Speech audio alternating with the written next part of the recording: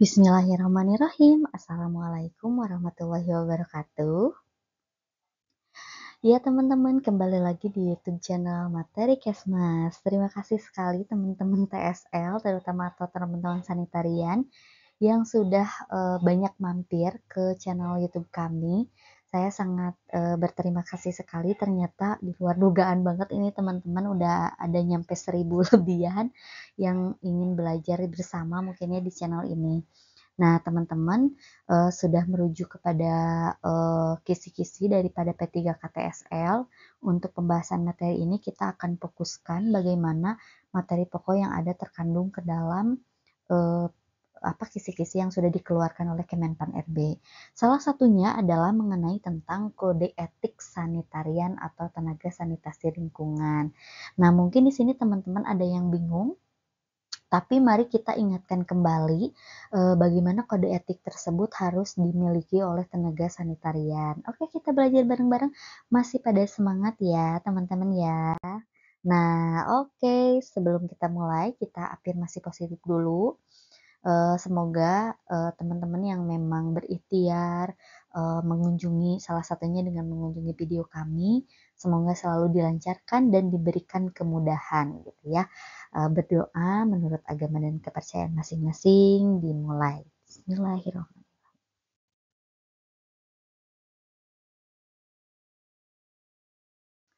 Selesai. Nah, baik teman-teman.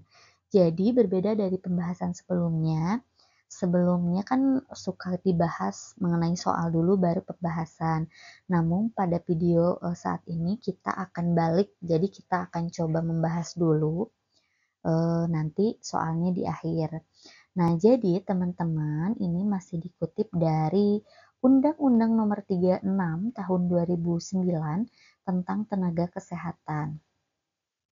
Yang menyebutkan bahwa di dalamnya terdapat kutipan bahwa tenaga kesehatan itu harus memenuhi ketentuan yang namanya kode etik gitu ya.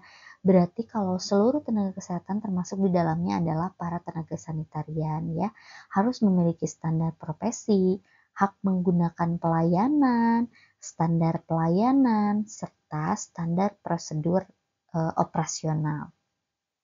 Nah, jadi ketentuan mengenai kode etik dan standar profesi tadi yang dua ini itu diatur oleh masing-masing yang namanya organisasi profesi gitu. Kalau misalkan kayak bidan itu ada IBI, kayak dokter itu ada IDI. Nah, itu ada organisasi profesinya masing-masing di tiap ketenagaan kesehatan.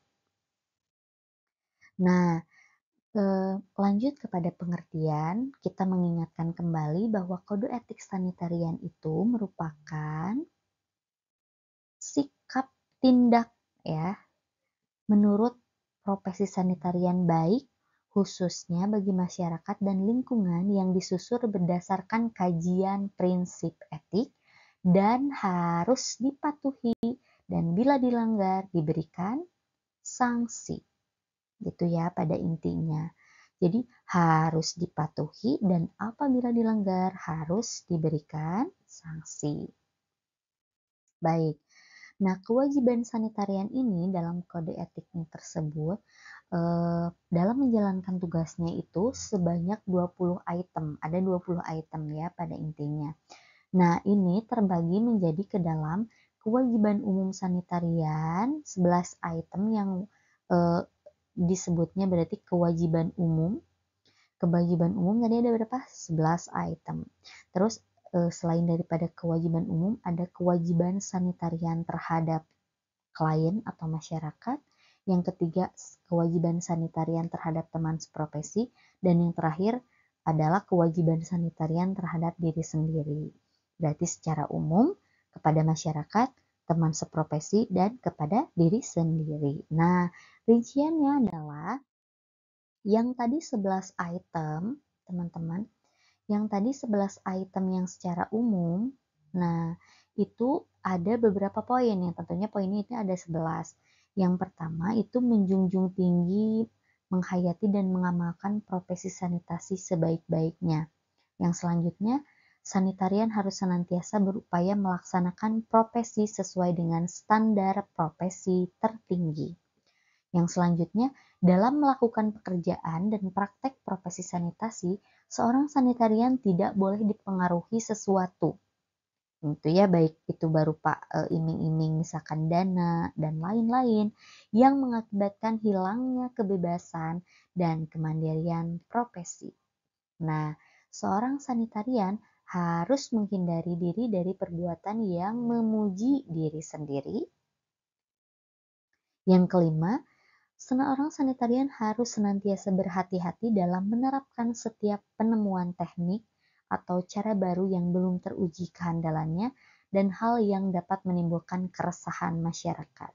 Jadi kalau teman-teman sanitarian di sini menemukan teknologi tepat guna, itu memang sudah harus diuji berdasarkan keilmuan dan memang harus sudah layak disosialisasikan ke masyarakat.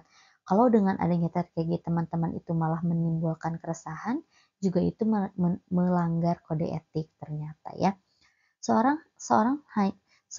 hanya memberi saran atau rekomendasi yang telah melalui suatu proses analisa secara komprehensif. Selanjutnya, seorang sanitarian dalam menjalankan profesinya harus memberikan pelayanan yang sebaik-baiknya. Seorang sanitarian harus bersikap jujur. Ini ya, dalam berhubungan dengan klien atau masyarakat ataupun teman profesinya. Selanjutnya, harus menghormati hak-hak ini, dan dalam melakukan pekerjaannya, seorang sanitarian harus memperhatikan kepentingan masyarakat dan memperhatikan seluruh aspek kesehatan lingkungan secara menyeluruh, baik fisik, biologi, maupun sosial.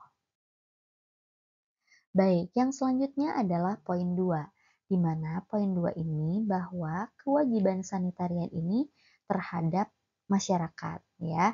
Ada 5. Yang pertama, bersikap tulus dan ikhlas dalam mempergunakan segala ilmu dan keterampilannya, tentunya untuk kepentingan masyarakat.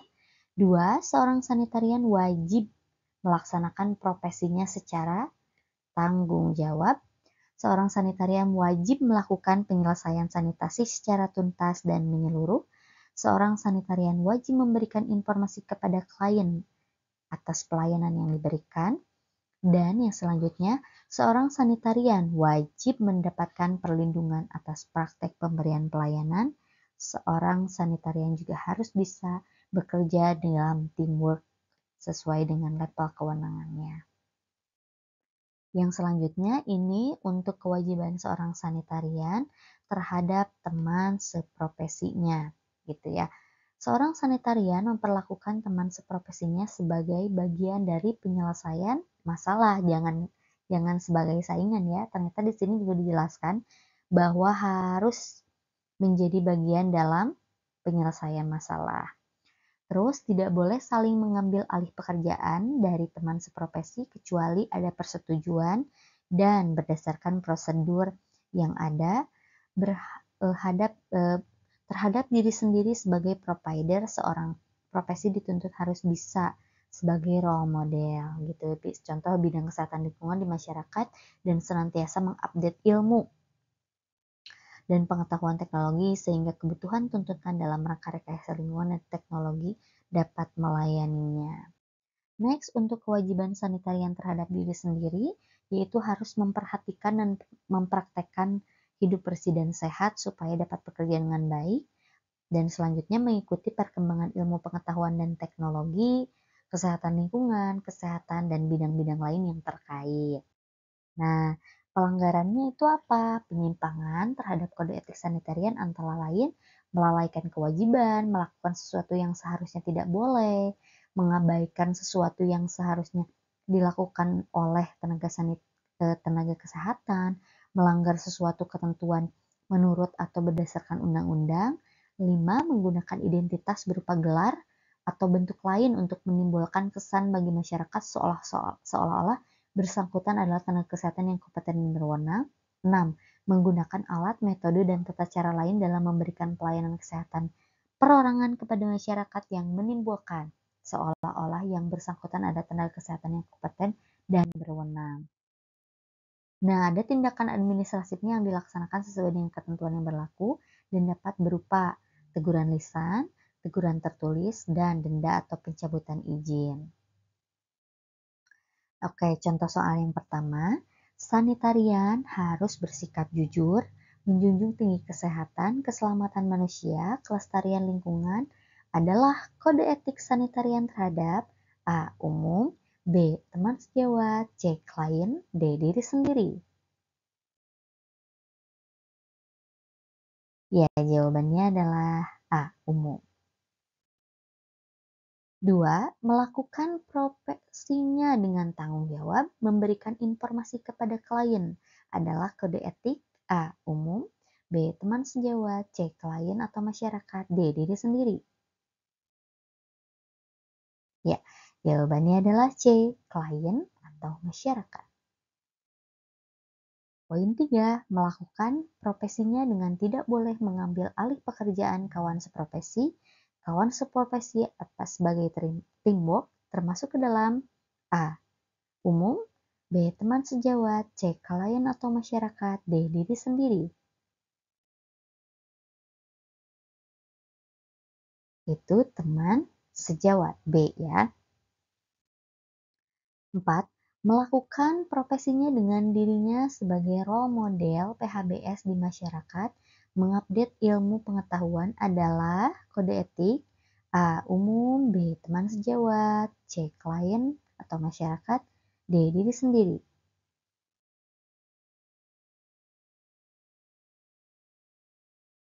Ya, jawabannya adalah D. Diri sendiri. Bentuk pelanggaran kode etik sanitarian kecuali A. Menggunakan identitas gelar DSB yang bukan haknya, B. Melanggar sumpah tenaga kesehatan, C. Melalaikan kewajiban, D. Sesuai undang-undang yang berlaku. Di sini adalah kecuali, sehingga jawaban yang paling tepat adalah D. Sesuai undang-undang yang berlaku.